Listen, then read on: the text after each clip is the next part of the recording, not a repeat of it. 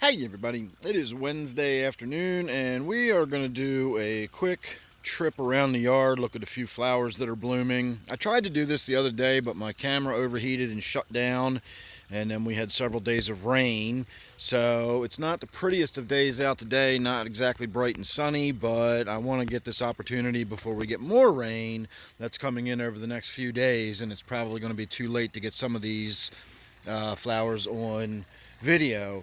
So right here we have one of my favorite columbine that is in full bloom now. It's got this lovely purple with that sort of creamy white center. So I like that columbine a lot. I'm happy to say that my little decorative acer down there, ornamental I should say, is doing well. That came back. I wasn't sure that was going to survive the winter. I just planted it from a little seedling I dug up last year. So I have high hopes for that. It's going to be a slow grower and it's going to take a long time to get large, but we'll see how that goes. So my pond, I need to get in there and clean it out, but it's got a million tadpoles in it at the moment. You can actually see there's a cluster of them right there in the middle. I think there's something that fell in the pond, a dead worm or something, and they're in there feasting upon it. So we got lots of tadpoles, we got lots of foxglove that's coming up, we got a lot of lilies that are starting to come up. My azalea here is just passing its prime. When the sun shines on this and it's in full bloom, it is so brilliantly white it almost hurts your eyes. And today it's just starting to get that brown tinge to it, so it's just past its peak, unfortunately, but you get a pretty good idea of how beautiful that white azalea is. And of course this red one over here, or pink one, whatever you want to call that, it's not too shabby either. So again, foxglove galore. We've got irises that are going to be opening up soon. We've got tons of lily that are going to be opening up soon. The hillside here doesn't have a lot going on just yet, but we will be going up there, checking a few things out as we walk around the top side. So if we come over towards the Bilko doors and the driveway area, got a little bit of sage blooming right there. And we do have some iris blooming here. We've also got the allium starting to go. And this allium is just getting going. This is an onion. And when it's really in full bloom, it looks kind of like a firework going off. So that is pretty much as full bloom as they get. And they just always remind me of a big firework explosion. So we got those. We've got some bearded iris right here. If you look inside, you can see those sort of bearded tongues. It's pretty neat looking. So those are already past their prime. We're going to have some amazing looking peonies here pretty soon. Got more of the allium. We're going to have just an amazing display of daylilies through here. I believe that is viburnum. Big snowball bush right there is blooming. That's not quite in full bloom yet, but it's pretty close. So if we come around, there's some iris going on over here that are blooming. Again, a lot of stuff that's getting ready to go. We're not going to worry about looking at everything just yet. A few more iris. This is where we've sort of begun filling in the yard with non-grass type plants, so we don't have to worry about mowing over here anymore. Another brilliant white azalea, but again, just past its prime and starting to get a little bit of brown tinge to it. So if we move over here, I'm getting torn up by mosquitoes out here today. This is a new azalea. We just planted this a couple of years ago, and I'm honestly not sure if this is a PJM rhodo or if it's a special kind of azalea. It is deciduous. It does lose its leaves in the winter, but it is just fantastic looking. I'm really happy with it. And if you look, the size of the flowers on it are just huge for an azalea. So really digging that one a lot. We come up here, we can see our rhodo is getting ready to bloom any day now. The top flowers are already open, actually. Got this azalea Looks amazing. Really wish we could get a nice bright sunny day, but I just don't think we're going to have one. By the time we do have a nice bright sunny day, all these azaleas are going to be well past their prime. So you're just going to have to make do with what we've got. So this Acer here, we bought this one when we first moved in. Well, not quite when we first moved in, but it's been here for over 20 years now. And when I bought it, I got it really cheap because the guy said it wasn't quite ready yet. It was only a couple of years old. And it was maybe 6 inches tall when I bought it, maybe 8 inches tall. And so it's gotten to be that over the last 20 years. And we have not trimmed it or done anything to it. So the one next to my pond is going to grow similarly. I will be an old man by the time it's this big, but that's how it goes. You can't force Mother Nature or speed up time. Clematis, we didn't even plant that one. That's just a wild growing clematis up here. It's really pretty too. Nice big flowers on it. They almost look like lotus flowers. All right, moving on over to the other side of the yard. Of course, you can see from up here how good everything looks. We do need to move this little greenhouse tent. I don't like it there, but it's functioning right now.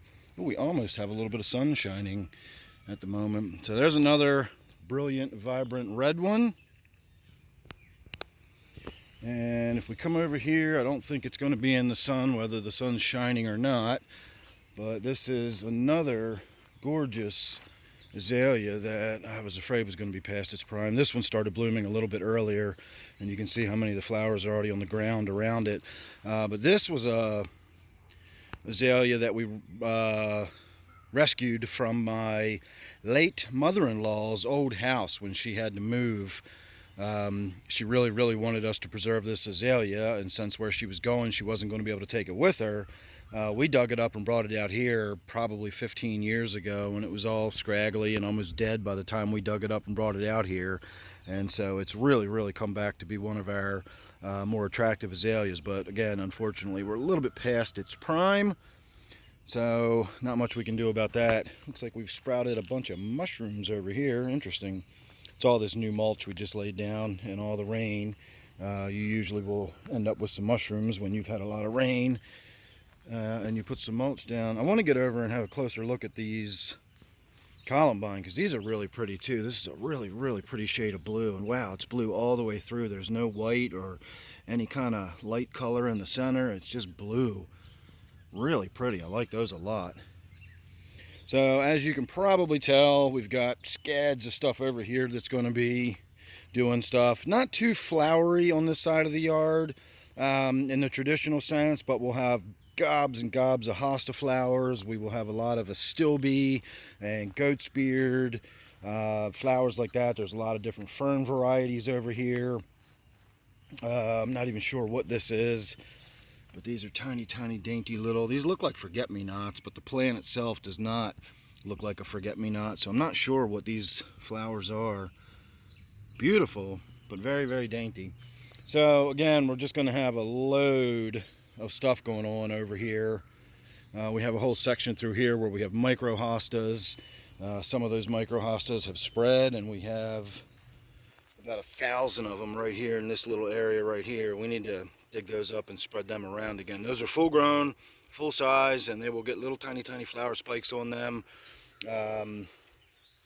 You know, some of them, this one for example, these are just young hostas that will eventually grow to be much larger.